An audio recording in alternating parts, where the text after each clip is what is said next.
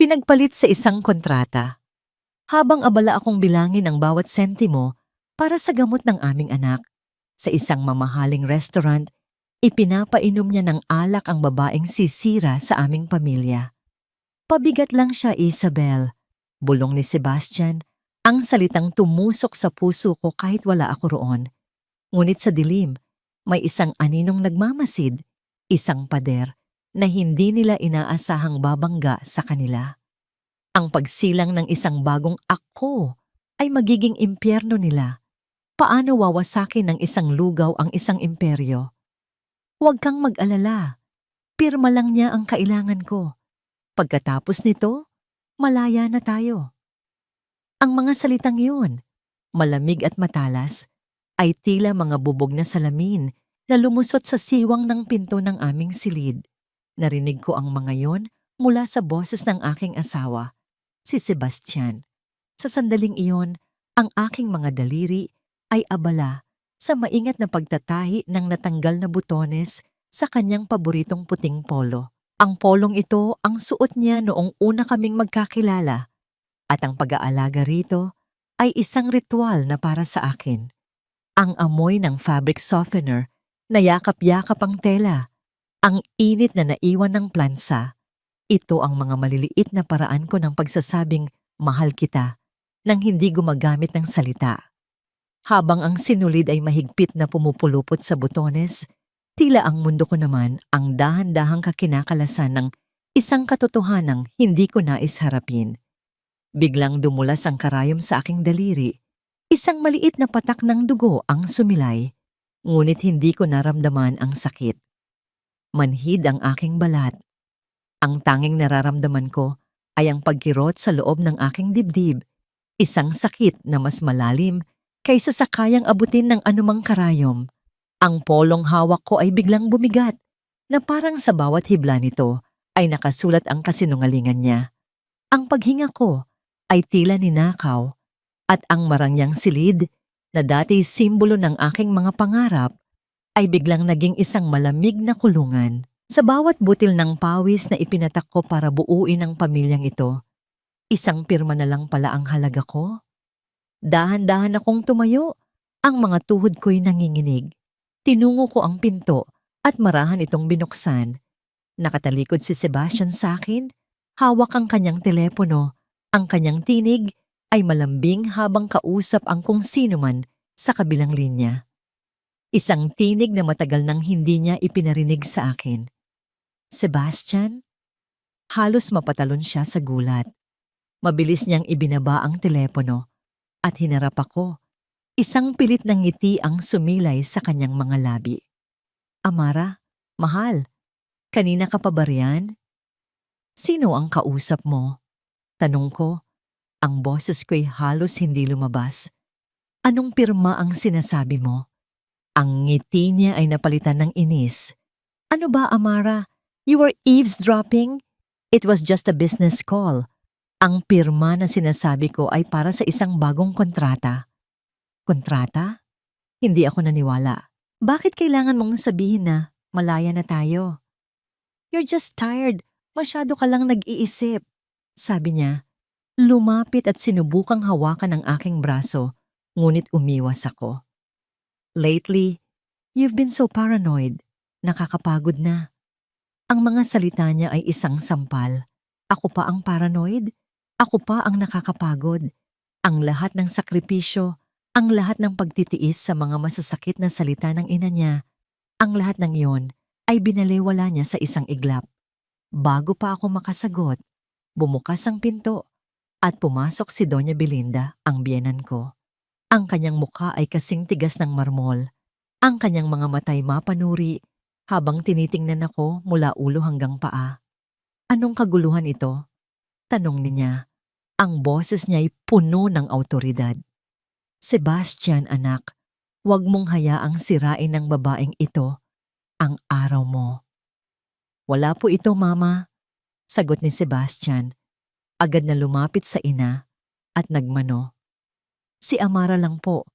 May mga naririnig na naman na kung ano. Humarap sa akin si Doña Belinda. Ikaw, Amara, Kailan ka ba matututong lumugar? Isang pulubi ka lang na pinalad na mapangasawa ang anak ko. Dapat ay nagpapasalamat ka sa bawat hininga mo sa loob ng pamamahay na ito, hindi yung naghahanap ka ng gulo. Sa gitna ng pagtatalo, narinig namin ang pag-iyak mula sa kwarto ni Elio, ang aming 5 taong gulang na anak. Agad na nag-iba ang ekspresyon ko. Tumakbo ako papunta sa kanyang silid, ngunit hinarang ako ni Doña Belinda. Bigla niyang sinindihan ang ilaw sa pasilyo na kanina'y madilim, dahilan para magulat at lalong umiyak si Elio na papalapit pala sa amin. "Mama!" Sigaw ng anak ko, takot na takot. Nang yumakap ako para patahanin ang aking anak, doon ko nakita ang isang mabilis na kilos, isang senyas mula kay Doña Belinda patungo kay Sebastian. Mabilis na may kinuha si Sebastian mula sa bulsa ng kanyang ina at halos hindi ko na malayang isinilid niya iyon sa loob ng shoulder bag ko na nakasabit sa isang silya. Masyado akong abala sa pagpapakalma sa nanginginig na katawan ni Elio. Nang tumahan na ang bata, biglang humiyaw si Doña Belinda na parang nasisiraan ng bait. Ang mga alahas ko, nawawala ang kwintas at mga hikaw ko. Isang kasambahay si Nelia na tapat sa aking biyenan ang agad na pumasok. "Senyora, ano po ang nangyari?" "May nagnakaw sa akin," sigaw ni Doña Belinda, at ang mga mata niya ay napako sa akin na may pag-aakusa. "Halughugin ninyo ang gamit niya. Sigurado akong siya ang kumuha." "Ano po? Hindi po totoo yan," gulat kong sabi. Pero bago pa ako makapalag, kinuha na ni Nelia ang bag ko. Sa harap nilang lahat, ibinuhos niya ang laman nito sa sahig. At doon, kumikinang sa ilalim ng ilaw ng chandelier, ay ang mga alahas na sinasabi ni Doña Belinda na nawawala. Ang hangin ay tila naubos sa aking baga. Ang lahat ay isang malinaw na patibong. Napatingin ako kay Sebastian, nagmamakaawa. Umaasa na ipagtatanggol niya ako. Ngunit ang tanging nakita ko sa kanyang mga mata ay isang malamig at kalkuladong distansya. Ang tingin ko ay bumaba sa kanyang dibdib, sa puting polo kung saan naroroon ang butones na kakatapos ko lang itahi. Ang maliit na bilog na yon, na pinagbuhusan ko ng pagmamahal ilang minuto lang ang nakalipas, ay naging simbolo ng aking katangahan. "Hindi ko akalain na magnanakaw ka, Amara," sabi ni Sebastian. Ang bawat salita ay isang patalim na bumaon ng malalim sa aking puso. Ang sakit ay naging galit. "Mga demonyo kayo. Wala kayong konsensya." Sigaw ko. Ang luha ay bumabagsak na sa aking mga pisngi. "Sumpain sana kayo ng kaluluwa ng tatay ko." Sa pagbanggit ko sa aking ama, nakita ko ang isang saglit na pagbabago sa mukha ni Doña Belinda. Isang anino ng takot ang dumaan sa kanyang mga mata, ngunit mabilis din itong nawala at napalitan ng mas matinding galit. Hindi na nagsalita pa si Sebastian. Kinuha niya ang kanyang telepono at sa gitna ng katahimikan na binasag lamang ng hikbi ni Elio, pinindot niya ang mga numero. Itinaas niya ang telepono sa kanyang tainga. Ang mga mata niya ay nakatitig sa akin na walang emosyon. "Hello, police?" Nagsimula siya. "Gusto kong i-report ang isang pagnanakaw." "Oo, asawa ko." Ang papalapit na tunog ng sirena ay tila isang pako na unti-unting ibinabaon sa aking sentido. Bawat pag-ikot ng tunog na yon ay hudyat ng katapusan. Hinigpitan ko ang yakap kay Elio, na isinubsob ang kanyang mukha sa aking leeg. Ang maliliit niyang kamay ay nanginginig sa takot. 2 pulis ang pumasok sa aming sala. Ang kanilang mga mukha ay seryoso at walang mababakas na anumang emosyon. Agad na gumanap sa kanyang papel si Doña Belinda. Isang kamay sa kanyang dibdib na parang hirap na hirap huminga. "Salamat at dumating kayo, mga opisyal. Hindi ko na alam ang gagawin ko. Ang sarili kong manugang." Ang isa sa mga pulis ay tumingin sa mga alahas na nakakalat sa sahig, pagkatapos ay sa akin. Ginang, Kailangan niyo pong sumama sa amin sa presinto para sa investigasyon. Hindi, wala akong ninakaw. Sigaw ko, ang boses ko'y basag na. Patibong na lang po ang lahat ng ito.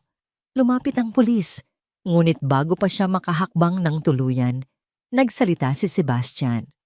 Ang kanyang boses ay malamig, kalkulado. Mga sir, ayaw sana naming umabot pa sa ganito. Nakakahiya sa pangalan ng pamilya. Baka may iba pang paraan. Nagkatinginan ang dalawang pulis. Tumingin si Sebastian sa akin. Walang anumang awa sa kanyang mga mata. Amara, may pagpipilian ka. Ipinakita niya sa akin ang isang dokumento na kanina pa pala nasa ibabaw ng mesa. Isang legal na papel. Pumirma ka rito, sabi niya. Isang kasunduan na isinusuko mo ng buo at permanente ang iyong karapatan bilang ina kay Elio. Pumirma ka at hindi kami magsasampa ng kaso. Malaya kang makaaalis, pero kung hindi... Ikinumpas niya ang kanyang kamay patungo sa mga pulis. Ang hangin ay tila nawala sa mundo. Ang dibdib ko ay sumikip. Pinapipili niya ako sa pagitan ng kulungan at ng pagkawala ng aking anak. Parehong impyerno. Tumingin ako kay Elio. Ang mga mata niya ay luhaan at puno ng pagkalito. Ang makita siyang umiiyak ay kaya ko. Pero ang makita siyang takot dahil sa akin. Dahil sa posas na ikakabit sa aking mga kamay. Hindi ko kaya. Ito ang pinakamasakit na sakripisyo. Kinuha ni Sebastian ang isang mamahaling pluma at inilahad ito sa akin. Ito ang parehong pluma na ginamit namin para pirmahan ang aming kontrata sa kasal. Ngayon, ito rin ang gagamitin ko para pirmahan ang katapusan ng aming pamilya. Nanginginig ang aking kamay habang inaabot ko ito. Bawat hibla ng aking pagkatao ay sumisigaw na tumanggi. Ngunit ang imahe ni Elio na nagtatanong kung bakit kinukulong ang kanyang ina ang nagtulak sa akin. Isang patak ng luha ang pumatak sa papel, humalo sa itim na tinta, habang sinusulat ko ang aking pangalan. Sa bawat letra, tila may isang piraso ng aking kaluluwa ang namamatay. Pagkatapos kong pumirma, agad na kinuha ni Sebastian ang papel. Tapos na, sabi niya sa mga pulis. Isang nangiting tagumpay ang sumilay sa labi ni Doña Belinda. Lumapit siya sa akin. Ngayon, hubarin mo ang lahat ng bagay na pag-aari ng mga Montellano. Utos niya sa mahinang boses para ako lang ang makarinig. Ang damit na yan, ang hikaw, ang sapatos, wala kang karapatang dalhin ang kahit anong bahid ang pangalan namin. Sa harap ng mga kasambahay na nakatingin, sa harap ng mga pulis na nagkunwaring walang nakikita, hinubad ko ang mga hikaw. Inalis ko ang sapatos na bigay ni Sebastian. Isang katulong ang nag-abot sa akin ng isang luma at simpleng bestida at isang pares ng tsinelas. Ito na ang aking pagbabalik sa dati. Ang prinsesa ay muling naging isang abang tagalalawigan. Maari ko bang yakapin ang anak ko sa huling pagkakataon? Pakiusap ko, ang aking boses ay isang bulong na lang. Kinuha ni Sebastian si Elio mula sa aking mga braso. Mama! Sigaw ng anak ko, pilit na inaabot ang kanyang mga kamay sa akin. Tumalikod si Sebastian at naglakad palayo. Sinubukan kong sumunod, ngunit hinarangan ako ng mga pulis. Ang tanging nagawa ko ay panoorin siyang dalhin palayo ang aking anak, ang aking buhay. Pagkatapos ay narinig ko ang bigat ng pagbagsak ng pinto ng kanilang silid, na nagkulong sa iyak ng aking anak sa loob. Tulala akong itinulak palabas ng mansyon. Sa paghakbang ko, may isang bagay na dumulas mula sa aking bulsa at nahulog sa basang sahig ng portiko. Ang suklay sa buhok na gawa sa kabibe, ang unang regalong ibinigay sa akin ni Sebastian noong nagsisimula pa lang ang aming pag-iibigan sa dalampasigan ng Tacloban. Bago ko pa ito mapulot, lumabas si Doña Belinda. Nakita niya ang suklay, dahan-dahan, at may ngiting demonyo sa kanyang labi. Itinaas niya ang kanyang matulis na takong at buong diing inapakan ito. Isang maliit na tunog ng pagkadurog ang narinig ko. Mas malakas pa sa kulog para sa akin. Ang malakas na buhos ng ulan ang sumalubong sa akin sa labas ng tarangkahan. Ang bawat patak ay tila yelo na tumatama sa aking balat. Naglakad ako ng walang patutunguhan. Ang mga ilaw ng syudad ay nanlalabo dahil sa mga luhang walang tigil sa pag-agos. Ang sigaw ni Eliona, "Mama!" at ang tunog ng nadurog na suklay ay paulit-ulit na umalingaw sa aking isipan. Sa gitna ng aking paglalakad, automatiko kong inilagay ang isang kamay sa aking tiyan. Isang walang kamalay-malay na kilos ng isang inang gustong protektahan ang isang anak na wala na sa kanyang piling. Mula sa isang madilim na sulok ng kalsada, isang mamahaling itim na kotse ang nakaparada. Ang mga bintana nito ay tinted. Sa loob, pinanood ni Isabel Riquelme ang kaawa-awang anyo ni Amara na naglalakad sa ilalim ng ulan. Isang maliit na ngiti ng kasiyahan ang gumuhit sa kanyang mukha. Hindi ko na alam kung gaano ako katagal na naglakad. Ang katawan ko ay pagod na. Ang puso ko ay wasak. Sa pagtawid ko sa isang malawak na kalsada, ang aking mga paa ay bumigay. Natumba ako sa malamig at basang aspalto. At ang huli kong nakita ay ang nakakasilaw na ilaw ng isang bus na mabilis na papalapit. Ang ugong ng busina nito ay ang huling tunog na aking narinig bago nilamon ng dilim ang lahat. Ang unang nagbalik sa aking kamalayan ay isang amoy. Amoy ng malinaw na sabaw ng manok, bawang at luya na pinakuluan ng matagal. Isang amoy na pamilyar, isang amoy ng tahanan na matagal ko nang hindi nalalanghap. Sumunod ay ang pakiramdam. Isang kumot na medyo magaspang ngunit malinis at isang unan na amoy araw. At ang huli ay ang tunog. Isang mahinahong pagpatak ng ulan sa yero na bubong. Isang tunog na payapa at malayo sa marangyang katahimikan ng mansyon. Dahan-dahan kong iminulat ang aking mga mata. Ang una kong nakita ay isang kisameng gawa sa kahoy. May mga bahid ng panahon, ngunit matibay. Inilibot ko ang aking paningin. Nasa loob ako ng isang maliit, ngunit malinis na silid. Ang dingding ay yari sa pinagtagpi-tagping tabla, pinalamutian ng isang lumang kalendaryo at isang maliit na krus. Walang chandelier, walang mamahaling pintura, walang mga antigong kasangkapan. Ngunit sa ilang kadahilanan, naramdaman ko ang isang kapayapaan na hindi ko kailanman naramdaman sa loob ng mansyon ng mga Montellano. Isang may edad na babae ang pumasok sa silid. May daladalang isang mangkok na umuusok pa. Ang kanyang mukha ay puno ng mga linya ng karanasan, ngunit ang kanyang mga mata ay malumanay. Ngumiti siya nang makitang gising na ako. "Gising ka na pala, Ineng," sabi niya sa mahinang boses. "Ako si Rosa. Halika, kumain ka muna nitong mainit na lugaw para magkalaman ng iyong sikmura." Sinubukan kong bumangon, ngunit naramdaman ko ang pananakit sa aking ulo at ang panghihina ng aking katawan. Tinulungan niya akong sumandal sa pader. "Nasaan po ako?" tanong ko. Ang boses ko'y paos. "Nasa ligtas kang lugar," sagot niya. "Nasa aming munting dampa sa San Isidro." Isang lalaking may edad din na may mabuting mukha at buhok na halos puti na ang sumunod na pumasok. "Mabuti naman at nagkamalay ka na. Ako si Lito, asawa ni Rosa. Ako ang tsuper ng bus na muntik ng..." Hindi niya itinuloy, ngunit naintindihan ko. Biglang bumalik ang lahat. Ang akusasyon, ang pagpirma sa papel, ang paghiwalay sa amin ni Elio, ang pagkadurog ng suklay, ang ulan.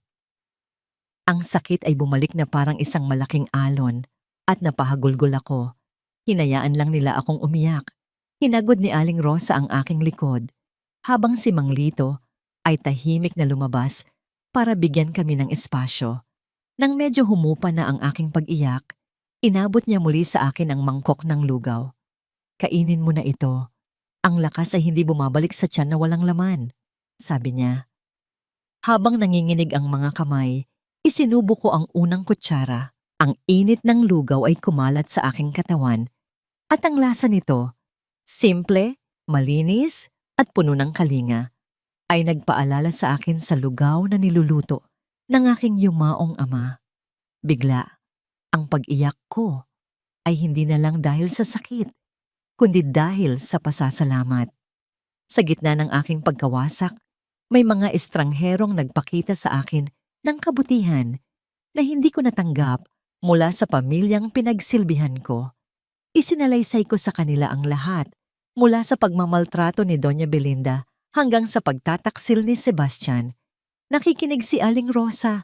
Ang kanyang muka ay hindi nagpapakita ng pagkagulat, kundi ng pag-unawa. Nang matapos ako, huminga siya ng malalim. Ang mga mayayaman, akala nila, pag-aari nila ang mundo. Sabi niya, may bahid ng pait sa kanyang boses. Ganyan din ang nangyari sa akin noon.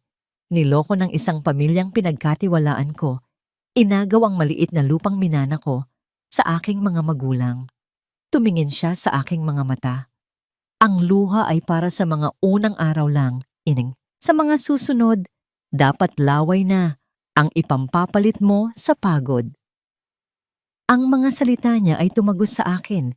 Hindi ito awa, ito ay isang hamon. Pumasok muli si Mang Lito. Montellano. Bulong niya sa sarili na parang may inaalala. Pamilyar ang pangalang yan. Parang may hindi magandang alaala na nakakabit dyan sa mundo naming mga chupernon. Umiling siya. Hindi ko lang matandaan kung ano. Hindi ko na yon pinansin. Ang tanging nasa isip ko ay si Elio, ang aking anak. Ang dahilan kung bakit kailangan kong mabuhay, kailangan kong bumangon, kailangan kong lumaban. Hindi para sa aking sarili, kundi para sa kanya. Mula sa maliit na bintana ng silid, tanaw ko ang labas. Ilang mga bata, ang masayang nagtatakbuhan sa ilalim ng ambon.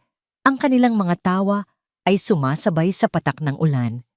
Ang bawat tawa nila ay isang sundang sa aking puso na nagpapaalala sa akin ng tawa ng aking anak na ngayon ay malayo sa akin.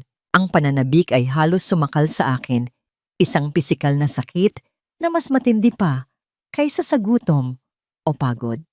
Paano ako magsisimula kung ang tanging yaman ko na lang ay ang sugatan kong puso at ang mga kamay kong ito? Ang realidad ng buhay sa San Isidro ay hindi kasing kinis ng marmol na sahig ng mansyon, kundi kasing gaspang ng sementong kalsada na nilalakaran ko ngayon. Maaga pa lang ay sinubukan kong maghanap ng trabaho. Bit-bit ang aking manipis na pag-asa. Kumatok ako sa mga karinderya, sa mga tindahan ng tela, at kahit sa mga pabrika ng sardinas malapit sa daungan. Ngunit ang bawat pinto ay nagsara sa aking mukha.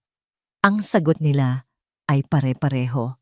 Masyado na akong matanda, mukha akong mahina, o wala akong maipakitang rekomendasyon. Sa bawat pagtanggi, pakiramdam ko ay unti-unting nauubos ang natitirang dignidad na meron ako. Paano ko mababawi ang aking anak kung ang sarili ko mismong sikmura ay hindi ko kayang punan? Umuwi ako sa bahay ni na Aling Rosa, nabagsak ang balikat. Naabutan kong abala si Aling Rosa sa paglalaban ng damit ng iba para kumita ng kaunti. Ang hiya ay bumalot sa akin. Pinapakain nila ako, pinapatulog, pero wala akong maibigay na kapalit. Pumunta ako sa kanilang maliit na kusina para maghanap ng maitutulong.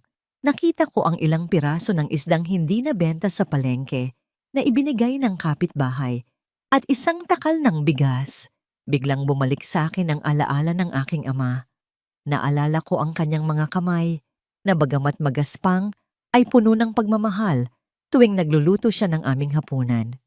Amara, madalas niyang sabihin, ang sekreto ng masarap na lugaw ay wala sa mahal na sangkap, nasa tiyaga yan, nasa paghalo, hanggang sa lumabas ang tamis ng bigas at linamnam ng isda. Kinuha ko ang kutsilyo, sinimulan kong hiwain ang luya ng pino.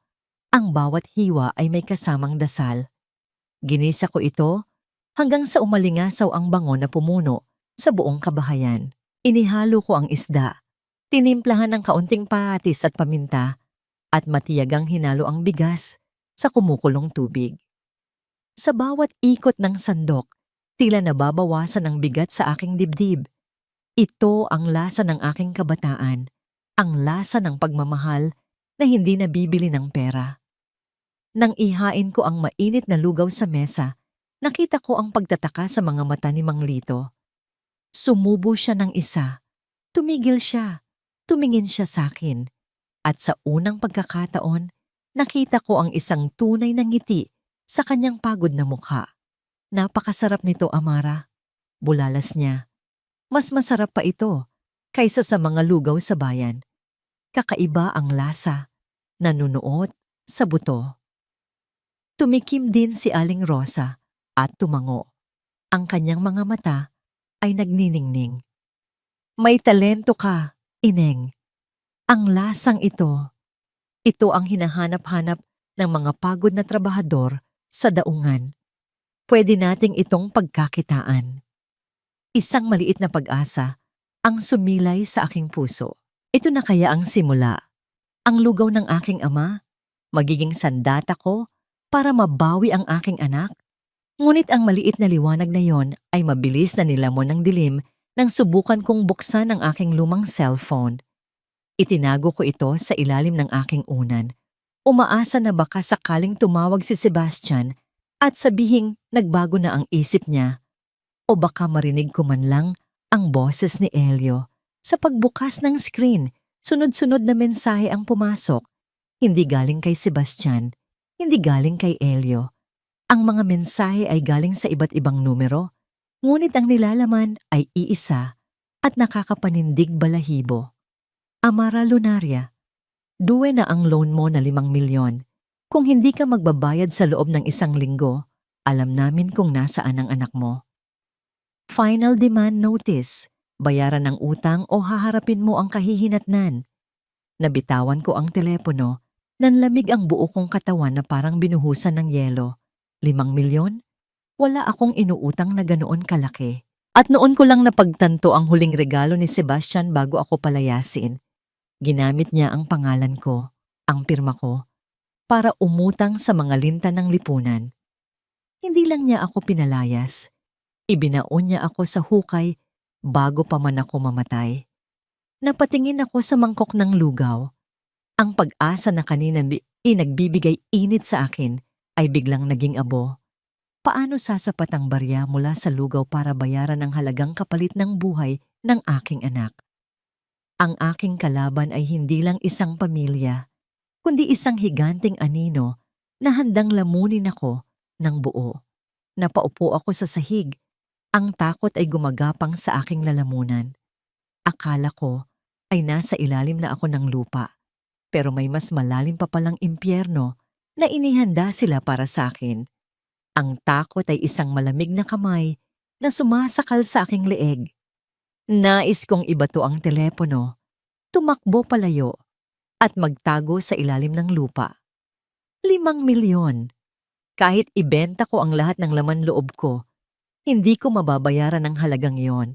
Naisip ko si Sebastian, nakaupo sa kanyang air-conditioned na opisina, umiinom ng mamahaling kape, habang ako ay dito nanginginig sa takot na baka anumang oras ay may dumampot sa akin o sa anak ko. Naramdaman ko ang magaspang na palad ni Aling Rosa na humawak sa aking balikat. Kinuha niya ang telepono mula sa nanginginig kong mga kamay at binasa ang mga mensahe. Inasahan kong matatakot siya na palalayasin niya ako para hindi sila madamay ng asawa niya. Ngunit nang tumingin siya sa akin, ang nakita ko ay hindi takot, kundi isang nag-aalab na apoy. Gusto ka nilang paralisahin, Amara. Matigas niyang sabi. Gusto nilang magtago ka sa sulok at mamatay sa takot. Ibibigay mo ba yon sa kanila? Hindi ko po alam ang gagawin ko, Nay Rosa. Humahagulhol kong sagot. 5 milyon yon. Mamamatay tao ang mga nagpapautang na yan.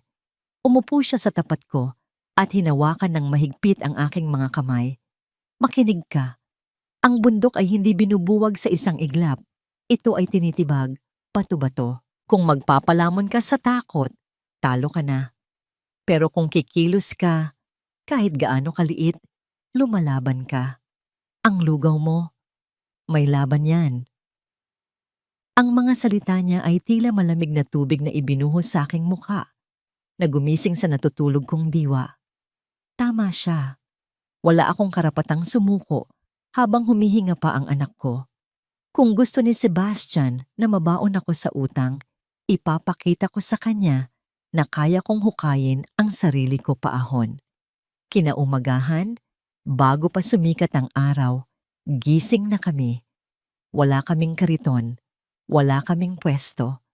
Ang gamit lang namin ay isang lumang mesa na pinahiram ng kapitbahay, ang malaking kaldero ni Aling Rosa, at ang natitirang pera ni Mang Lito na ipinuhunan niya para sa mga sangkap. Dinala namin ang mesa sa gilid ng kalsada, malapit sa paradahan ng mga tricycle at jeepney.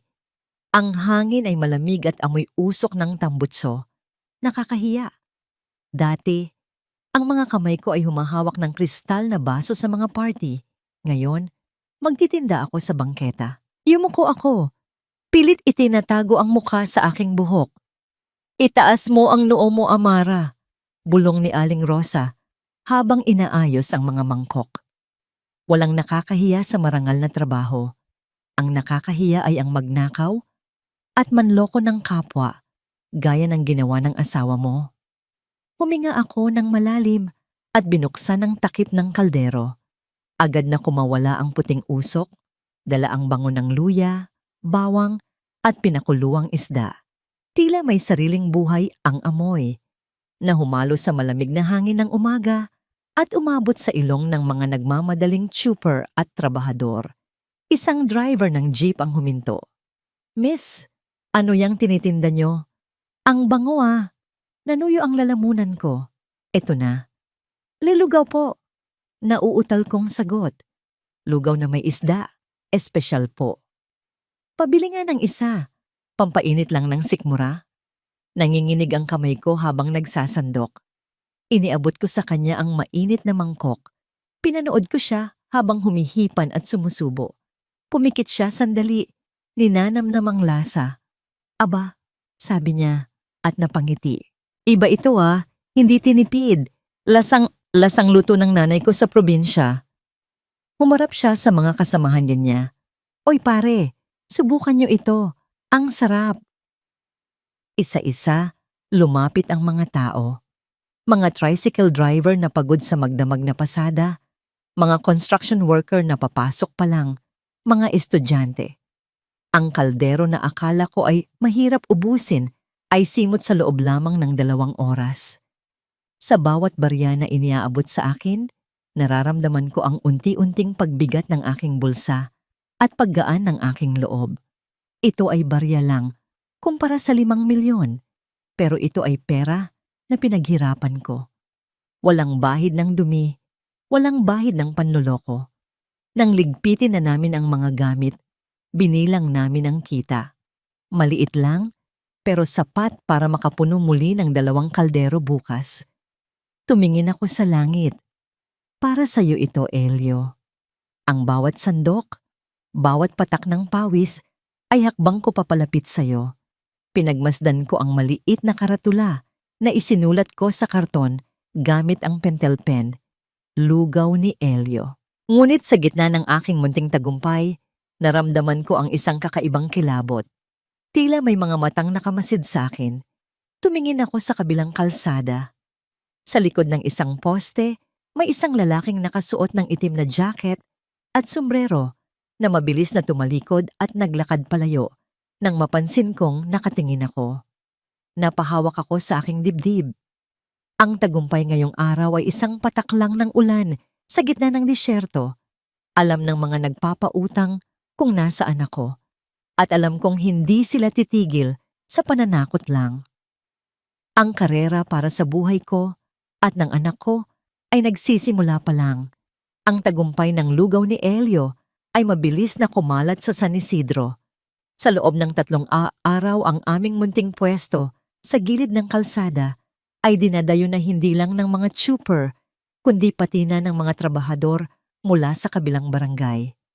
Ang bawat mangkok na naibebenta ko ay isang sentimo ng pag-asa, isang patak ng tubig sa napakalawak na disyerto ng aking utang. Abala ako sa paghihiwa ng berdeng sibuyas nang maramdaman ko ang biglang pagbabago ng ihip ng hangin. Ang masayang kwentuhan ng mga kumakain ay unti-unting namatay.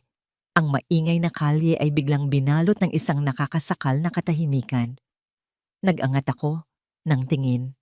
Sa harap ng aming mesa, huminto ang 2 motorsiklo at isang itim na SUV. Bumaba mula sa sasakyan ang lalaking nakita ko noon sa poste. Si Bato. Kung tawagin siya sa mensaheng natanggap ko. Malaki ang katawan niya, may peklat sa kilay, at ang kanyang nangiti ay hindi umaabot sa kanyang mga mata. Amara lunaria, bati niya sa isang boses na parang kinakaladkad sa graba. Masarap daw ang lugaw mo. Sikat na sikat ka na. Nanigas ang buong katawan ko. Ang kutsilyo sa aking kamay ay muntik nang mahulog. Si Aling Rosa, na nasa tabi ko, ay napahawak sa aking braso ng mahigpit. Sino kayo? Tanong ko. Pilit na pinapatatag ang boses kahit nanginginig ang aking tuhod. Anong kailangan niyo? Lumapit si Bato sa kaldero. Inamoy niya ang usok nito na parang isang gutom na hayop. Ang bango, sabi niya, bago bumaling sa akin ng may nanlilisik na mata. Pero sa tingin mo ba, ang barya-baryang kikitain mo rito ay sapat na para bayaran ang 5 milyon ni Mr. Montellano? Ang pagbanggit sa pangalan ng asawa ko ay parang sampal. Alam nilang lahat. Wala akong inutang sa inyo, giit ko. Ang asawa ko ang, hindi ko na natapos ang sasabihin ko. Sa isang mabilis na galaw, tinabig ni Bato ang malaking kaldero ng lugaw. Ang mainit na sabaw ay tumapon sa sementadong kalsada. Ang pinakuluang bigas, isda at luya na pinaghirapan naming lutuin mula pa kaninang madaling araw ay kumalat sa maruming lupa na parang suka. Ang usok mula sa natapong pagkain ay umakyat sa ere kasabay ng pagsinghap ng mga nakapaligid na tao. Sayang, sobrang sayang. Para sa amin na naghihikahos, ang pagtapon ng pagkain ay isang kasalanang higit pa sa lahat. Huwag. Sigaw ni Aling Rosa. Akmang susugurin ang lalaki. Pero hinarangan siya ng isa sa mga tauhan nito. Anong ginagawa niyo? Sigaw ni Mang Lito, na noon ay kakarating lang bit-bit ang mga bagong hugas na mangkok. Humarang siya sa pagitan ko at ni Bato. Ang kanyang matandang katawan ay nanginginig sa galit, hindi sa takot. Wala kayong karapatang manggulo rito. Tinawanan lang siya ni Bato. Lumapit siya kay Mang Lito at dinuro ito sa dibdib.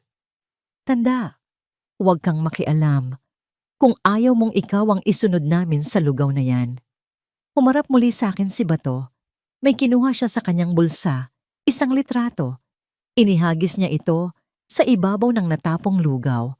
Tiningnan ko ito at halos huminto ang tibok ng puso ko. Ito ay litrato ni Elio. Kuha ito kaninang umaga lang sa gate ng kanyang mamahaling paaralan. Nakasuot siya ng uniforme, hawak ang kamay ng kanyang yaya at nakangiti. Pero sa gilid ng litrato, may isang kamay na may hawak na lighter na tila handang sunugin ang larawan ng aking anak. 1 linggo, Amara. Bulong ni Bato. Sapat lang para marinig ko. 1 linggo na lang ang palugit. Kapag wala ka pang dalang pera, hindi lang lugaw ang dadanak sa kalsada. Sumakay sila muli sa kanilang mga sasakyan at humarurot palayo. Iniwan kaming nakatulala sa gitna ng usok at amoy ng nasayang na pagkain. Bumagsak ako sa aking mga tuhod. Hindi ko ininda ang init ng sementong may bahid pa ng lugaw. Kinuha ko ang litrato ni Elio. Pinunasan ang dumi mula sa mukha ng aking anak gamit ang laylayan ng aking damit. Niyakap ko ang litrato sa aking dibdib at humagulgol. Ang takot na naramdaman ko kanina ay napalitan ng isang desperasyon na hindi ko maipaliwanag. Hawak nila ang buhay ng anak ko. Naramdaman ko ang mga kamay ng mga taga San Isidro sa aking likod. Tinutulungan nila kaming ligpitin ng kalat. Walang nagsasalita, pero ramdam ko ang kanilang awa at galit. Lalaban tayo, Amara, matigas na sabi ni Mang Lito habang itinatayo ang natumbang mesa. Hindi tayo papayag na apihin kanila dito. Tumingala ako sa kanya. Ang mga mata ko'y puno ng luha. Pero paano, Tatay Lito? 5 milyon. At hawak nila si Elio. Sa sandaling iyon, napagtanto ko ang isang bagay. Ang pagtitinda ng lugaw ay hindi sapat. Ang pagiging mabuti ay hindi sapat. Kung gusto kong iligtas ang anak ko mula sa mga demonyong ito, kailangan kong maging mas matalino. Kailangan kong lumaban hindi gamit ang dahas, kundi gamit ang batas. Naalala ko ang sinabi ng isang suki kanina habang kumakain bago dumating ang gulo. May binanggit siyang pangalan ng isang abogado na kilala sa pagtulong sa mga inaaping mahihirap. Isang abogadong tila galit din sa mga Montellano. Pinahid ko ang aking mga luha. Ang mukha ni Elio sa litrato ay nakangiti pa rin. Walang kamalay-malay sa panganib. Huwag kang mag-alala, anak. Bulong ko sa aking isip. Gagawin ni Mama ang lahat. Kahit ibenta ko ang kaluluwa ko sa demonyo, ililigtas kita. Tumayo ako. Ang tuhod ko ay nanginginig pa rin, pero nakaatukod na ng tuwid.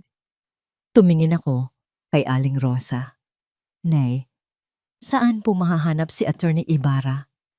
Ang opisina ni Attorney Rafael Ibarra ay malayo sa marangyang glass tower ng mga Montellano na nakasanayan ko. Matatagpuan ito sa ikalawang palapag ng isang lumang gusali sa Quiapo, kung saan ang ingay ng mga vendor at usok ng jeepney ay tumatagos sa bawat siwang ng bintana. Ang hagdanang paakyat ay makipot at madilim, tila isang pagsubok sa sinumang nagnanais ng katarungan. Kumatok ako sa pinto na may nakapaskil na kupas na pangalan, Rafael Ibarra, Attorney at Law. Binuksan ito ng isang matandang sekretarya na tila pagod na rin sa mundo. Sa loob, ang opisina ay punong-puno ng mga nagtataasang tumpok ng dokumento. Ang amoy ng lumang papel at kape ang sumalubong sa akin. Sa likod ng isang magulong mesa, nakaupo ang isang lalaking may ubaning buhok at salamin na nakasabit sa dulo ng ilong. Attorney Ibarra? Tawag ko ng mahina. Nagangat siya ng tingin. Ang kanyang mga mata ay matalas, mapanuri, tila kaya niyang basahin ang buong buhay ko sa isang tingin lang. Wala akong pera para sa settlement, miss. Kung nandito ka para magpalimos ng pirma, umalis ka na. Hindi po ako nandito para sa pera. Sagot ko. Pilit na pinapatatag ang aking boses. Ako si Amara. Asawa ako ni Sebastian Montellano. Sa pagbanggit ko ng apelyidong yon, tumigil ang kanyang mundo. Dahan-dahan niyang ibinaba ang hawak niyang ballpen. Ang kanyang ekspresyon ay nagbago mula sa walang pakialam tungo sa isang matinding pagkamuhi. Montellano. Bigkas niya na parang lason ang salitang yon sa kanyang dila. Ang lakas naman ng loob mong pumunta sa lungga ng kalaban, Ginang Montellano. Anong kailangan mo? Gusto niyo na bang bilhin ang gusaling ito para tayuan ng bagong mall? Hindi po. Mabilis kong sagot. Pinalayas nila ako.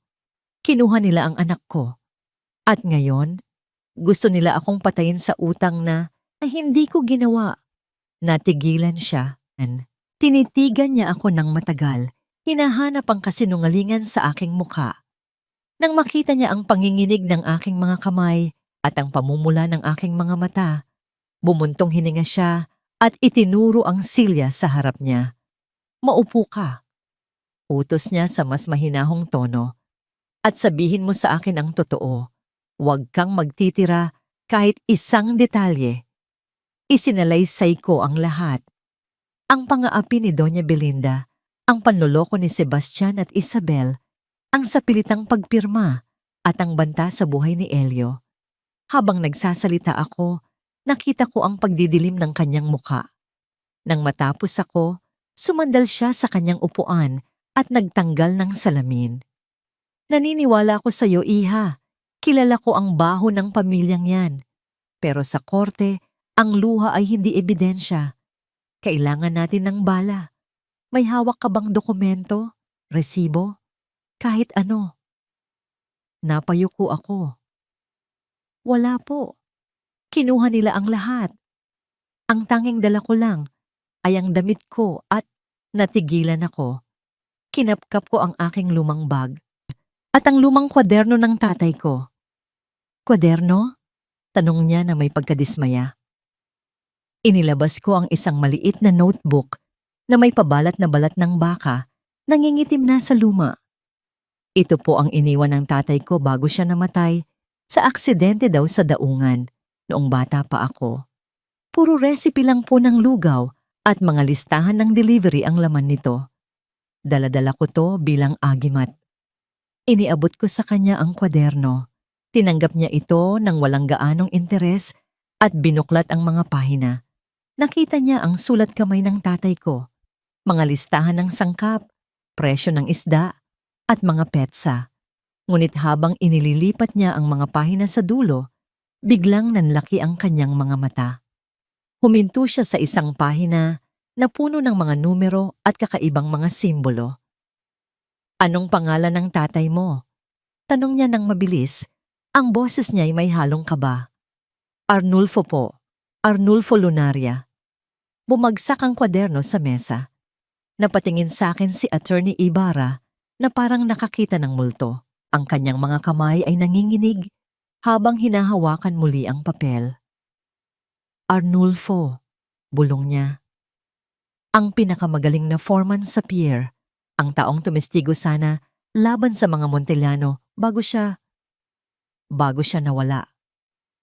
Tumingin siya sa akin at sa unang pagkakataon, nakita ko ang luha sa gilid ng kanyang matatapang na mata. Iha, hindi ito recipe ng lugaw.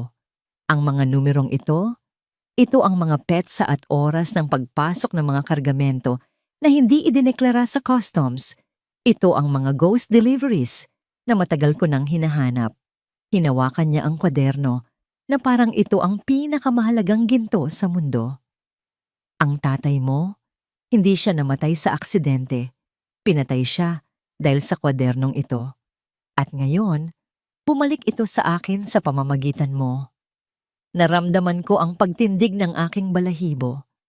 Ang kwadernong yakap-yakap ko gabi-gabi, ang kwadernong inaakala kong simpleng pamana ng pagmamahal, ay siya palang susi sa lahat ng kasamaan ng mga Montellano. Ang aking ama, kahit sa kabilang buhay, ay nagbigay sa akin ng sandata para ipagtanggol ang sarili ko. Tutulungan kitang bawiin ang anak mo, Amara, sabi ni Attorney Ibarra. Ang boses niya ay puno ng bagong silakbo ng apoy. Hindi lang natin sila kakasuhan, wawasakin natin ang imperyo na itinayo nila sa dugo ng tatay mo. Ngumiti ako sa gitna ng aking mga luha, isang nangiti ng pag-asa. Ngunit biglang tumunog ang telepono sa kanyang mesa. Sinagot ito ni Attorney Ibarra. Hello, opisina ni Ibarra. Nanahimik siya habang nakikinig. Dahan-dahang nawala ang kulay sa kanyang mukha. Tumingin siya sa akin at nakita ko ang takot na muling bumalik sa kanyang mga mata. Naintindihan ko, sabi niya bago ibinaba ang telepono ng dahan-dahan. Bakit po, attorney? Sino yon? Tanong ko. Kinakabahan. Isang kaibigan sa loob ng City Hall. Sagot niya. Ang boses ay halos pabulong. Amara, kailangan mong magtago ngayon din. Naglabas na ng warrant of arrest ang mga pulis laban sa'yo. Ang kaso ay hindi pagnanakaw. Huminto siya para huminga. Tila hirap sabihin ang susunod na mga salita. Kinasuhan ka ni Sebastian ng kidnapping at child abuse. Sinasabi nilang tinangka mong dukutin si Elio at sinaktan mo siya bago ka tumakas. Ang babala ni Attorney Ibarra ay tila isang malamig na tubig na gumising sa bawat nerve ending ng aking katawan. Warrant of arrest, kidnapping, child abuse. Ang mga salitang ito ay hindi lamang mga legal na termino. Ang mga ito ay mga pader na itinayo ni Sebastian para tuluyan akong ilibing ng buhay. Hindi pa sila nakontento sa pagpapalayas sa akin. Gusto nilang burahin ang aking pagkatao at gawin akong isang kriminal sa mata ng mundo. At higit sa lahat, sa mata ng aking anak. Amara, makinig ka. Mabilis na utos ni Attorney Ibarra habang isinisilid niya ang kwaderno ng aking ama sa isang makapal na envelope at iniabot ito pabalik sa akin. Umalis ka na rito. Ngayon din, gamitin mo ang fire exit sa likod. Huwag kang uuwi sa San Isidro. Sigurado akong nandoon na sila. Pero paano po kayo? At sina Nanay Rosa? Nanginginig kong tanong habang mahigpit na niyayakap ang envelope. Ako na ang bahala sa sarili ko. Abogado ako. Alam ko ang pasikot-sikot ng batas. Pero ikaw, kapag nahuli ka nila ngayon, hindi ka na makakalabas ng kulungan ng buhay. Ang kwadernong yan ang tanging alas natin. Protektahan mo yan higit sa buhay mo. Tinulak niya ako patungo sa pinto sa likod. Takbo, Amara. Huwag kang titigil hanggat hindi ka nagiging anino. Bumaba ako sa makipot at madilim na hagdanan ng fire exit. Ang amoy ng kalawang at lumang basura ay sumuot sa aking ilong. Ang bawat hakbang ng aking tsinelas sa bakal na hagdan ay tila dagundong ng kulog sa aking pandinig. Paglabas ko sa eskinita, sumalubong sa akin ang ingay ng kuyapo, ang sigaw ng mga vendor, ang ugong ng mga jeepney, at ang siksikan ng mga tao. Sa unang pagkakataon, ang kaguluhan ng Maynila ay naging aking kaibigan. Nakahalo ako sa dagat ng mga tao. Isuot ko ang hood ng aking lumang jacket at yumuko. Dito, sa gitna ng pawis at alikabok, walang nakakapansin sa isang babaeng tumatakbo mula sa kanyang nakaraan. Ang batas ng lansangan ay simple, walang pakialaman. At ito ang nagligtas sa akin. Ngunit ang isip ko ay nasa San Isidro. Hindi ko pwedeng hayaang mapahamak sina Aling Rosa dahil sa akin. Naghahanap ako ng isang payphone sa gilid ng isang botika. Sa nanginginig na mga daliri, tinawagan ko ang numero ng kapitbahay ni na Aling Rosa na may telepono. Ilang ring lang, sinagot ito. Hello? Aling Rosa? Bulong ko. Ang boses ko'y halos hindi lumabas dahil sa takot. Amara! Ang boses ni Aling Rosa ay puno ng pag-aalala at pagmamadali. Diyos ko, anak, wag na wag kang uuwi dito. Bakit po? Ano pong nangyayari? Nandito ang mga pulis at may mga kasama silang lalaki na hindi naka-uniforme. Iyong mga nanggulo sa pwesto natin kahapon. Hinahalughog nila ang bahay. Winasak nila ang mga gamit. Hinahanap ka. Napahawak ako sa aking bibig para pigilan ang paghikbi. Patawarin niyo po ako, Nay. Kasalanan ko to. Makinig ka, Amara. Matigas na sabi ni Aling Rosa. Wala kang kasalanan. Ang kasalanan ay nasa mga demonyong yan. Huwag kang mag-alala sa amin. Sanay kami sa bagyo. Ang intindihin mo ay ang sarili mo at ang ebidensya.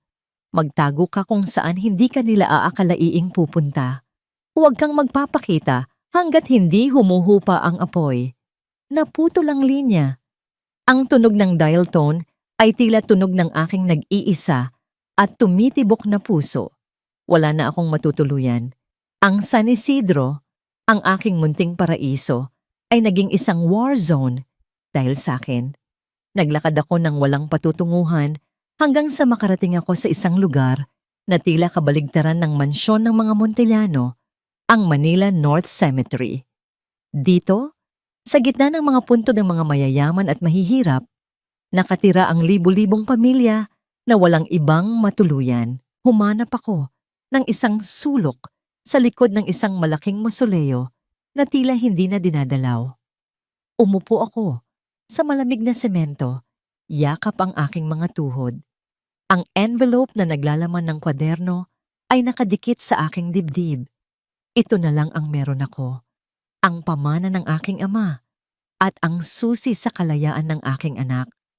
Habang lumalalim ang gabi, ang tanging liwanag ay nagmumula sa isang maliit na karinderya sa di kalayuan na may nakabukas na telebisyon. Mula sa aking pinagtataguan, natanaw ko ang balita. Flash report, sabi ng news anchor. Ang litrato ko, isang lumang litrato noong kasal namin ni Sebastian, ay lumabas sa screen. Sa ilalim nito ay ang salitang wanted sa malalaking pulang letra. Kasunod nito ay ang video ni Sebastian. Nakatayo siya sa harap ng mansyon, mukhang miserable at hindi nakatulog. Hawak niya si Elio. Ang anak ko ay nakasandal sa balikat ng ama. Ang mga mata ay nanlalata at tila wala sa sarili. May kung anong kirot ang tumusok sa puso ko nang makita ko ang kalagayan ng anak ko. May sakit ba siya? O pinainom nila ng gamot para magmukhang mahina? Amara, sabi ni Sebastian sa kamera. Ang boses ay garalgal na parang isang mapagmahal na asawa. Kung nanonood ka man, parang awa mo na. Ibalik mo na ang peace of mind din namin. Ang anak natin, kailangan ka niya. Sinasaktan mo lang siya lalo sa pagtatago mo. Sumuko ka na. At pag-usapan natin ito ng maayos. Mahal ka namin. Ang mga tao sa karinderya ay nagtsismisan. Grabe naman ang babaeng yan. Dinukot pa ang sariling anak, tapos iniwan ding may sakit. Gusto kong sumigaw. Gusto kong tumakbo doon at sabihing sinungaling siya. Na ang lalaking yan ng demonyo. Na ang iyak ng anak ko ay hindi dahil sa sakit, kundi dahil sa pangungulila sa akin. Pero nanatili akong tahimik sa dilim. Ang mga kuko ko ay bumaon sa aking palad hanggang sa magdugo. Ang galit na nararamdaman ko ay hindi na mainit. Ito ay naging malamig at matigas, tulad ng bakal. Ginamit nila ang pagmamahal ko kay Elio bilang pain. Gusto nilang lumabas ako dahil sa awa. Pero hindi na ako ang dating Amara na madaling manipulahin. Nakita ko ang takot sa mata ni Sebastian sa likod ng kanyang pag-arte. Takot siya. Takot siya sa hawak ko. Tumingin ako sa kwaderno. Hintayin mo lang, Sebastian. Bulong ko sa hangin. Hindi ako susuko. Hindi ako lalabas para magmakaawa. Lalabas ako para maningil. Sa gabing iyon, sa piling ng mga patay, namatay ang huling bahagi ng Amara na mahina. At ang ipinanganak ay isang inang handang sunugin ang mundo para sa kanyang anak. 3 araw na akong nakatira sa piling ng mga patay. Dito sa Manila North Cemetery, natutunan kong ang tunay na multo ay hindi ang mga yumao, kundi ang mga buhay na pinabayaan ng lipunan. Natutunan kong makisama sa anino, matulog ng nakadilat ang isang mata, at kumain ng kung ano lang ang maibibigay ng awa ng mga kapwa ko squatter na nakatira sa loob ng mga musoleo. Sa liwanag ng isang upupos na kandila, muli kong binuklat ang kwaderno ng aking ama. Ang mga pahina ay malutong na, at ang tinta ay kumukupas, ngunit ang bawat numero ay tila sumisigaw ng katotohanan. Sa tulong ng paliwanag ni Attorney Ibarra nung huli kaming magkausap, unti-unti kong naunawaan ang code. Ang mga numerong akala ko ay presyo ng isda ay mga account number sa bangko sa ibang bansa. Ang mga pangalan ng supplier ay mga pangalan ng mga pekeng kumpanya na pagmamay-ari ng mga Montellano. Ang imperyo ni Doña Belinda at Sebastian ay nakatayo sa isang pundasyon ng money laundering at smuggling. At ang tatay ko ang unang nakatuklas nito, kaya siya pinatahimik. Hinaplos ko ang pahina. Tay, hawak ko na ang punyal, pero hindi ko alam kung paano ito isasaksak nang hindi ako ang unang duguan. Biglang umihip ang malamig na hangin na nagpatay sa sindi ng aking kandila. Ang kadiliman ay bumalot sa akin, ngunit hindi ito ang karaniwang dilim ng gabi. May naramdaman akong presensya. Isang pabango ang sumama sa hangin. Amoy ng mamahaling rosas at yelo. Hindi ito amoy ng sementeryo. Dahan-dahan kong inangat ang aking tingin. Sa labas ng mausoleo, sa ilalim ng maputlang liwanag ng buwan, may isang figurang nakatayo. Isang babaeng nakasuot ng itim na coat. Ang kanyang balat ay kasing puti ng porselana at ang kanyang mga mata ay nagniningning sa dilim. Si Isabel Riquelme. Nanigas ako. Paano niya ako nahanap? Kasama ba niya ang mga pulis? O ang mga tauhan ni Bato? Kinapkap ko ang aking bag kung saan naroon ang kwaderno, handang tumakbo o lumaban hanggang kamatayan. Huwag kang mag-alala, Amra. Ang boses niya ay malamyos, ngunit may talim. Mag-isa lang ako. Kung gusto kitang ipakulong, kanina ka pa sana nakaposas habang natutulog ka sa ibabaw ng puntod na yan. Anong kailangan mo? Tanong ko.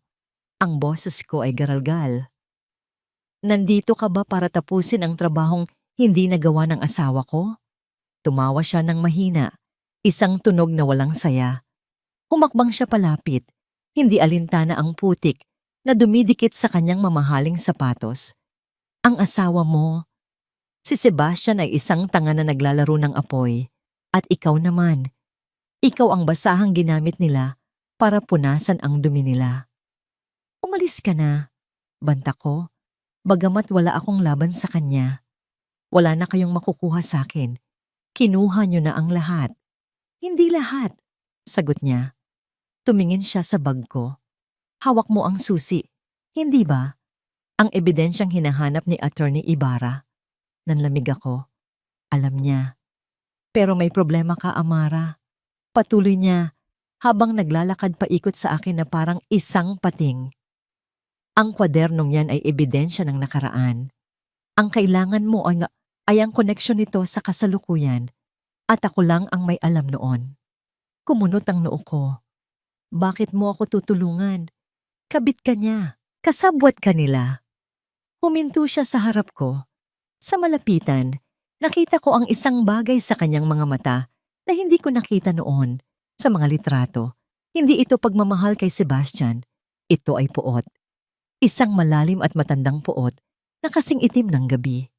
Dahil ang mga Montellano ay hindi lang sa tatay mo may utang na dugo. Bulong niya. Ang akala nila, ako ang kanilang tropeyo. Hindi nila alam, ako ang kanilang hatol. Naguluhan ako. Hindi kita maintindihan. Hindi mo kailangang maintindihan ngayon. Ang kailangan mo lang malaman ay ito. Gusto mong bawiin ang anak mo. Gusto kong wasakin ang pamilyang yon hanggang sa wala nang matira. Kundi abo. Magkapareho tayo ng direksyon, Amara. Iba lang ang ating sasakyan. Inilahad niya ang kanyang kamay. Ang kanyang palad ay makinis. Kabaligtaran ng sa akin na puno ng galos at dumi. Sa makalawa, may gaganaping charity gala ang mga Montellano para linisin ang pangalan nila matapos ang iskandalo. Ipapakita nila si Elio sa publiko bilang isang masayang bata na nailigtas mula sa isang baliw na ina. Ang banggit sa pangalan ni Elio ay nagparubdob ng apoy sa aking dibdib. Sasama ka sa akin, sabi ni Isabel. Hindi bilang isang pulubi at hindi bilang isang kriminal. Papasok tayo sa main door at ibibigay ko sa iyo ang entablado para gamitin ang kwadernong yan. Bakit ako magtitiwala sa iyo? Tanong ko, nagdududa pa rin.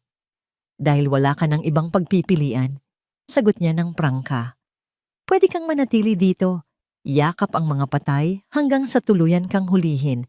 O pwede kang sumugal kasama ang demonyong kilala mo para talunin ang demonyong hindi mo kayang labanan mag-isa. Tinitigan ko ang kanyang kamay. Alam kong mapanganib si Isabel. Alam kong may sarili siyang agenda. Pero nang maisip ko si Elio na ipaparada na parang manyika sa harap ng mga kamera, alam kong tama siya. Wala na akong mawawala. Inabot ko ang kanyang kamay. Ang balat niya ay malamig, pero ang pagkakahawak niya ay mahigpit. Sige, sabi ko. Gamitin mo ako, pero siguraduhin mong sa huli, mahahawakan ko ang anak ko. Ngumiti si Isabel, isang ngiti na puno ng panganib. Magkasundo tayo. Halika na. Kailangan na nating linisin ang putik sa katawan mo. Ang papatayin natin ay isang hari, kaya dapat kang magmukhang reyna. Sumama ako sa kanya palabas ng sementeryo. Sa pag-alis ko, iniwan ko ang amoy ng kamatayan at ang amara na takot. Ang babaeng sumakay sa itim na kotse ni Isabel ay hindi na lang basta biktima. Isa na siyang kasabwat sa isang digmaan. Ang mainit na tubig na dumadaloy mula sa shower ay tila may halong asido. Habang kinukuskos ko ang dumi ng sementeryo mula sa aking balat, pakiramdam ko ay tinatanggal ko rin ang huling bakas ng amara na mahina. Ang amara na naniwala sa mga fairy tale, ang amara na nagpaapi. Ang tubig sa paanan ko ay naging maitim, dala ang alikabok ng mga puntod at ang mga luha ng aking pagkaawa sa sarili. Nasa loob ako ng penthouse ni Isabel. Ang bawat sulok nito ay sumisigaw ng yaman at kapangyarihan, mga bagay na ginamit nila para durugin ako. Pero ngayon, ito ang magiging kampo ng aking paghihiganti. Paglabas ko ng banyo, nakita ko si Isabel na nakaupo sa kanyang kama, hawak ang isang baso ng red wine. Sa kama ay nakalatag ang isang gown na kulay hating gabi, maitim na asul, halos itim, na gawa sa seda. "Isuot mo yan," utos niya nang hindi tumitingin sa akin. "Huwag kang mag-alala, hindi yan galing sa pera ni Sebastian, galing yan sa sarili kong bulsa." Hinawakan ko ang tela, napakalamig at napakapino. "Bakit mo ito ginagawa, Isabel? Bakit mo isusugal ang posisyon mo para sa akin?" Ibinaba niya ang baso at tumitig sa akin. Sa ilalim ng mamahalin niyang ilaw, nakita ko ang pagod sa kanyang mga mata. "Dahil nakita ko ang ginawa nila sa tatay mo," sagot niya ng marahan. "At nakita ko ang ginawa nila sa tatay ko. Iba lang ang paraan, Amara. Ang tatay mo pinatay sa pier. Ang tatay ko, pinatay nila sa boardroom. Inagaw nila ang kumpanya namin, dinurog ang pride niya hanggang sa magpakamatay siya. Ang pagiging kabit ko, ito lang ang paraan para makapasok ako sa loob ng bakod nila nang hindi umaakyat." Nanlamig ako. Ang babaeng kinamumuhian ko ay isa rin palang biktima na nagbalat kayo bilang berdugo. Ang galit ko sa kanya ay napalitan ng isang kakaibang respeto. Pareho kaming naulila ng kasakiman ng mga Montellano. Nga pala, dugtong niya, sabay abot sa akin ng isang maliit na bagay. "Kailangan mo ito. Isa itong pares ng hikaw na brilyante. Isuot mo. Ang mga taong pupuntahan natin, hindi sila tumitingin sa mata. Tumitingin sila sa kung anong kislap ang suot mo. Kung gusto mong pakinggan kanila, kailangan mong magmukhang isa sa kanila." Isinuot ko ang gown. Yumakap ito sa aking katawan na parang pangalawang balat. Tiningnan ko ang aking sarili sa malaking salamin. Ang babaeng nakabalik ay hindi ang tindera ng lugaw, hindi ang asawang nagmamakaawa. Ang babaeng nakikita ko ay mukhang reyna ng gabi, malamig, misteryoso at mapanganib. Pero sa loob ng dibdib ng reynang iyon, ang tumitibok ay puso pa rin ng isang ina. "Handa ka na?" tanong ni Isabel. Huminga ako ng malalim. Para sa anak ko, handa na ako. Sumakay kami sa kanyang sasakyan patungo sa Grand Ballroom ng Manila Hotel. Ang charity gala ng mga Montellano ang pinakamalaking event ng taon. Dito nila huhugasan ang kanilang mga kamay gamit ang pera ng mga donor habang ipinaparada ang kanilang kabutihan. Pagdating namin sa entrance, ang liwanag ng mga kamera ay nakakabulag. Maraming security guard, mga taong bayaran ni Doña Belinda para siguraduhing walang basura na makakapasok. Kinabahan ako. Napahawak ako sa braso ni Isabel. "Paano kung harangin nila ako? Wanted ako, Isabel?" "Chin up," bulong niya ng mariin. "Huwag kang yumuko. Ang mga predator, naaamoy nila ang takot. Maglakad ka na parang pag-aari mo ang lugar na ito at ako ang bahala sa mga aso." Lumapit kami sa red carpet. Agad na napansin ng mga guard si Isabel. Yumuko sila bilang paggalang. "Ma'am Isabel," bati ng head security. "Akala po namin kasabay niyo si Sir Sebastian." "Nauna na siya," sagot ni Isabel ng walang gatol. Ang boses ay puno ng awtoridad. "Kasama ko ang panauhin ko mula sa Singapore, isang investor. Ayaw niyang magpa-check ng bag. papasukin niyo kami o tatawagan ko si Sebastian at sasabihing pinahiya niyo ang bisita niya? Nagkatinginan ng mga guard. Ang takot na mapagalitan ng amo ay mas matimbang kaysa sa hinala. Pasensya na po, ma'am. Tuloy po kayo. Bumukas ang malalaking pinto ng ballroom. Ang lamig ng aircon at ang amoy ng mamahaling pabango ang sumalubong sa amin. Sa loob, daan-daang tao ang nakagown at nakatoksido. May hawak na champagne, nagtatawanan. Sa gitna ng entablado, may malaking litrato ng pamilya Montellano. At doon, sa ilalim ng spotlight, nakaupo si Doña Belinda at Sebastian.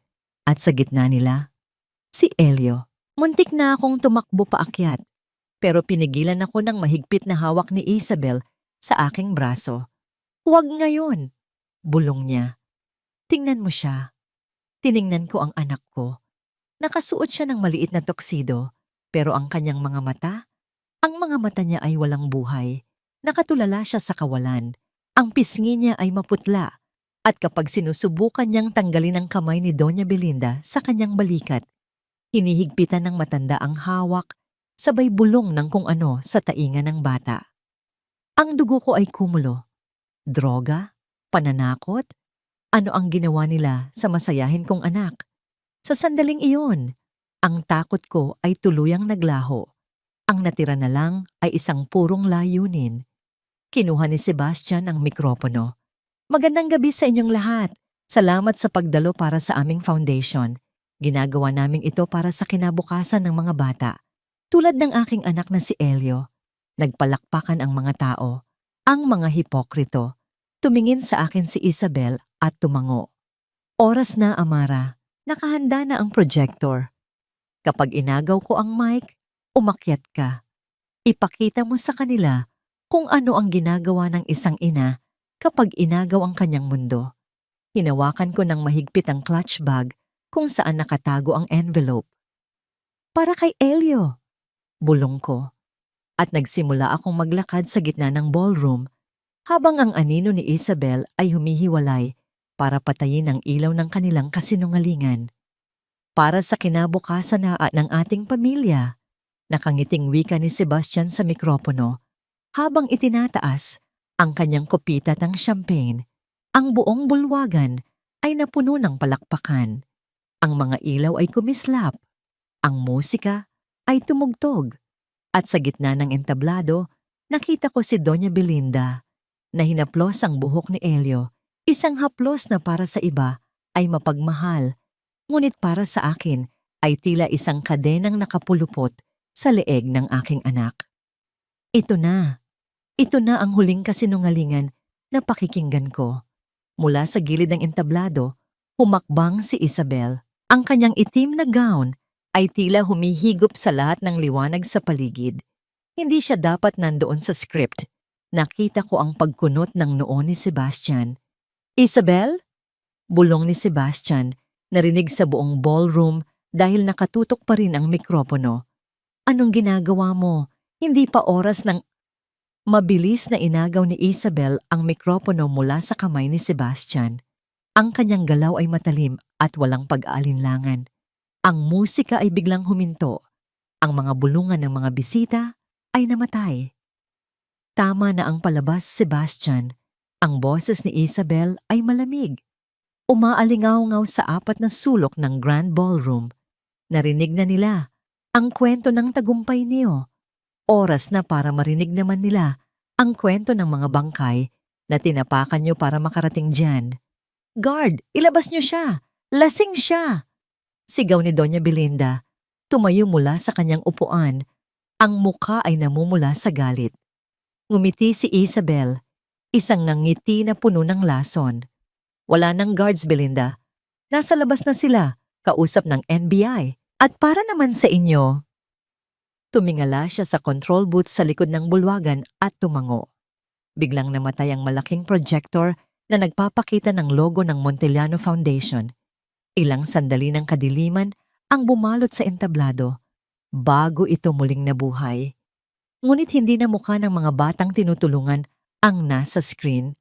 Ang bumungad sa daan-daang bisita ay ang mga pahina ng lumang kwaderno ng aking ama. Ang sulat kamay ni tatay, malaki at malinaw, ay nakabalandra sa harap ng lahat. Katabi nito ay ang mga bank transfer records na nakuha ni Isabel, mga ebidensya na nagtutugma sa bawat petsa, bawat halaga, at bawat kargamento ng droga at smuggled goods na dumaan sa pantalan gamit ang mga barko ng Montellano. Isang sabay-sabay na pagsinghap ang narinig mula sa mga tao. Ang mga flash ng kamera ay nagsimulang kumislap ng sunod-sunod, parang kidlat sa gitna ng bagyo. "Ano ito?" sigaw ni Sebastian. Ang kanyang mukha ay namumutla habang nakatingin sa screen. "Yan ang pamana ng ama ng asawa mo," sagot ni Isabel. "At yan din ang dahilan kung bakit namatay ang ama ko. Akala niyo ba minahal kita, Sebastian? Ang bawat halik ko ay may lason. Ang bawat pirma mo sa mga dokumentong inihanda ko ay pako sa kabaong ng pamilya mo." Sa gitna ng kaguluhan, nagsimula akong maglakad. Ang mga tao ay kusang humawi sa aking daraanan. Ang tunog ng aking takong sa marmol na sahig ay tila tunog ng hatol. Hindi ako yumuko. Nakataas ang aking noo. Ang aking mga mata ay nakapako lamang sa isang tao, kay Elio. Nakita ako ni Sebastian. Ang kanyang mga mata ay nanlaki sa takot nang makilala niya ako. Ang Amara na kanyang kilala ay mahina, iyakin at sunod-sunuran. Ngunit ang babaeng papalapit sa kanya ngayon ay nakasuot ng dilim at may bitbit na bagyo. "Amara?" Bulong niya, umatras ng isang hakbang. Hindi ko siya pinansin. Umakyat ako sa entablado. Humarap ako kay Doña Belinda na nakahawak pa rin ng mahigpit kay Elio. Ang matanda ay nanginginig, nakatingin sa screen kung saan nakasulat ang pangalan ng kanyang mga krimen. "Bitawan mo ang anak ko," utos ko. Ang boses ko ay mahina, pero puno ng diin na nagpatigil sa paghinga ng lahat. "Ikaw," nanginginig na turo ni Doña Belinda sa akin. "Ikaw na hampas lupa ka. Sinira mo ang lahat. Papatayin kita."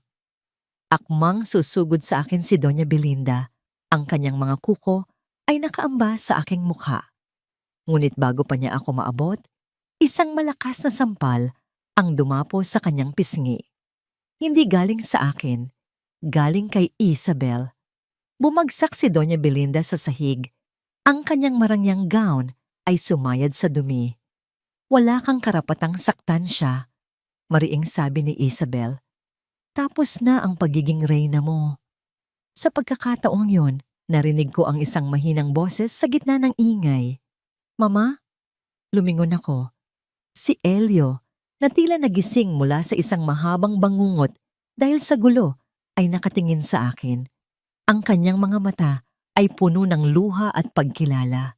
"Elio, anak!" Tumakbo ako at lumuhod para salubungin siya. Ang yakap ng aking anak ay mahigpit, mainit at totoo. Ang amoy ng kanyang buhok, ang tibok ng kanyang puso sa aking dibdib. Ito ang tanging katotohanan na mahalaga. Umiyak ako, hindi dahil sa sakit, kundi dahil sa wakas. Hawak ko na siya muli. Wala nang makakaagaw sa kanya sa akin. "Mama, natatakot po ako." Hikbi ni Elio sa aking balikat. Gusto ko nang umuwi. "Uuwi na tayo, anak. Uuwi na tayo." Bulong ko habang hinahalikan ang kanyang ulo. Sa paligid namin nagkagulo na. Bumukas ang mga pinto ng ballroom at pumasok ang mga ahente ng NBE. Sa pangunguna ni Attorney Ibarra. "Sebastian Montellano, Belinda Montellano," sigaw ng isang opisyal. "Inaaresto namin kayo sa salang money laundering, smuggling, at murder." Sinubukang tumakbo ni Sebastian sa backstage, ngunit hinarang siya ng mga pulis. Ipinosas siya ng padapa sa sahig. Ang kanyang mukha ay nakasubsob sa parehong entablado kung saan siya nagmalaki kanina. Si Doña Belinda naman ay nagwawala. Sumisigaw ng mga banta habang kinakaladkad palayo ng mga awtoridad. Ang kanyang dignidad ay tuluyang nawasak. Si Isabel ay nanatiling nakatayo sa gitna ng entablado, Payapang itinaas ang kanyang dalawang kamay para pusasan. Tumingin siya sa akin habang yakap ko si Elio. Walang pagsisisi sa kanyang mukha. Tanging kapayapaan. Tinanguan niya ako. Isang tahimik na pamamaalam. Ginawa niya ang kanyang misyon. Sinira niya ang mga Montellano. Kahit na ang kapalit nito ay ang sarili niyang kalayaan. Nilapitan ako ni Attorney Ibarra. Hinawakan niya ako sa balikat. Tapos na, Amara. Nanalo na tayo. Ang kwaderno ng tatay mo, nabigyan na ng hustisya ang kanyang pagkamatay. Tumingin ako sa paligid. Ang ballroom ay magulo. Ang mga mayayaman ay nagbubulungan sa takot. Ang pamilyang umapi sa akin ay nakaposas. Pero sa gitna ng lahat ng ito, habang buhat-buhat ko ang aking anak, naramdaman ko ang isang katahimikan sa aking puso. Ang bagyo ay humupa na at sa wakas, ang ulan ay tumigil na rin. 2 taon na ang lumipas mula noong gabing iyon sa Manila Hotel.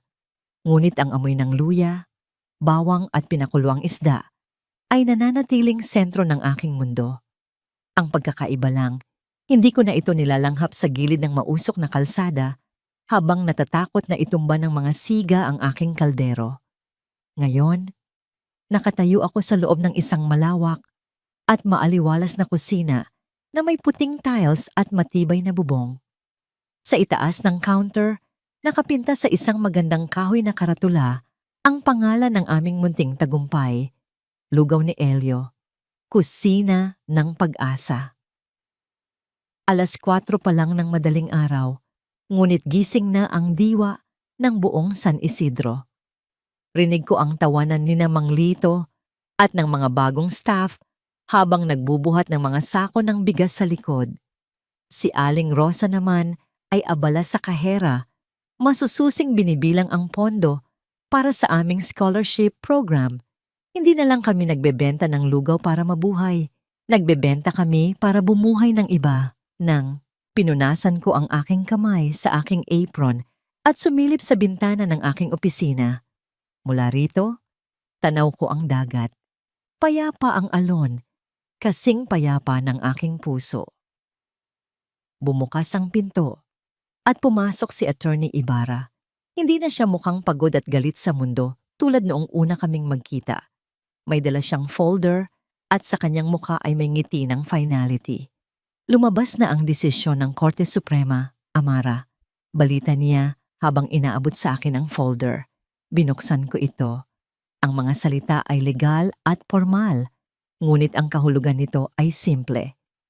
Reclusion perpetua, habang buhay na pagkakulong. Wala nang parol para kay Sebastian at Doña Belinda, paliwanag ni attorney. Doon sila tatanda sa loob ng bilibid.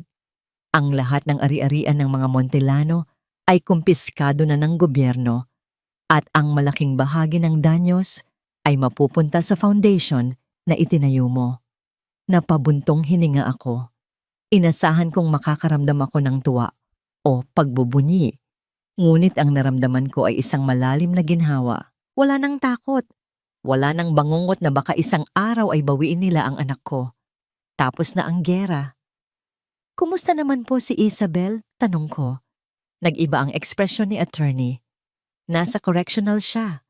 Dahil sa pag-amin niya at pagtulong sa atin, binabaan ang sentensya niya sa 10 taon. Ipinabibigay niya ito sa'yo. Iniabot niya sa akin ang isang maliit na sobre. Sa loob, walang sulat. Tanging ang kalahati ng isang lumang larawan. Ang larawan ng tatay niya at tatay ko na magkasama sa pier noong mga bata pa sila. Sa likod nito ay may maikling mensahe. Bayad na ang utang. Salamat.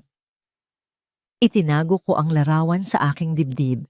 Si Isabel ay mananatiling isang kontrabida sa kwento ng iba. Pero sa kwento ko, siya ang kidlat na sumira sa pader para ako ay makatawid. Pinatawad ko na siya. Pinatawad ko na silang lahat. Hindi dahil karapat-dapat sila, kundi dahil karapat-dapat ako sa kapayapaan. Mama, ang masayang sigaw na yon ang pumukaw sa aking atensyon. Tumakbo papasok ng kusina si Elio. 7 taong gulang na siya ngayon, matangkad, malusog, at puno ng buhay. Wala na ang bakas ng takot at sakit na nakita ko noon sa entablado. Nakasuot siya ng kanyang school uniform, handa na para sa pagpasok. Mama, tingnan mo, perfect score ako sa math. Pagmamalaki niya habang iwinawagayway ang kanyang test paper. Lumuhod ako at niyakap siya ng mahigpit. Ang amoy ng kanyang pawis at baby cologne ay ang pinakamabangong pabango sa mundo. Ang galing naman ng anak ko. Mana sa Lolo Arnulfo niya. Siyempre naman po, kasi sabi niyo, dapat matalino ako para matulungan ko kayo sa business paglaki ko. Sagot niya sabay halik sa pisngi ko. Tumayo ako at inayos ang kanyang kwelyo. Tumingin ako sa kanyang mga mata, ang mga mata ni Sebastian, pero ang ningning ay galing sa akin. Siya ang aking tagumpay, hindi ang pera, hindi ang negosyo, kundi ang batang ito na lumaking mabuti at masaya sa kabila ng unos. O siya, pumasok na kayo ni Tatay Lito. Baka malate ka pa, sabi ko. Nang makaalis sila, bumalik ako sa harap ng malaking kaldero. Oras na para magbukas. Sa labas, nakapila na ang mga tao, mga trabahador, mga estudyante at mga ina. Napansin ko ang isang babae sa dulo ng pila. Bata pa siya, may pasa sa braso at may kargang sanggol. Ang kanyang mga mata ay nangingilid ang luha at halatang nahihiya siya. Parang nakikita ko ang sarili ko sa kanya 2 taon na ang nakakaraan. Takot, gutom, at walang matakbuhan. Kumuha ako ng mangkok. Sinandukan ito ng mainit na lugaw at nilagyan ng maraming toppings. Lumabas ako ng counter at nilapitan siya. Nagulat ang babae nang iabot ko sa kanya ang pagkain. Naku ma'am, wala po akong pambayad. Nagugutom lang po talaga ang anak ko. Hinawakan ko ang kanyang kamay. Libre ito. Sa lugaw ni Elio, walang inang uuwi ng gutom. Napahagulgol siya. Hindi ko na po alam ang gagawin ko. Pakiramdam ko katapusan na ng mundo ko. Ngumiti ako sa kanya. Ang nangiting ibinigay sa akin ni Aling Rosa noon. Ang luha ay para sa mga unang araw lang. Sa mga susunod, lakas na ang ipapalit mo dyan. Nandito kami. Tutulungan ka namin. Pinanood ko siyang kumain. Ang bawat subo ay nagbibigay ng kulay sa kanyang namumutlang mukha. Tumingala ako sa langit. Ang araw ay sumisikat na. Hinahawi ang dilim ng gabi. Ako si Amara Lunaria. Hindi na ako asawa ni Sebastian. Hindi na ako manugang ng mga Montellano. Ako ay isang ina. Ako ay isang negosyante. At higit sa lahat, ako ay malaya. Ang lasa ng tagumpay ay hindi matamis gaya ng tsokolate o alak. Ito ay lasa ng lugaw. Simple, mainit at sapat para bumuhay at magsimulang muli.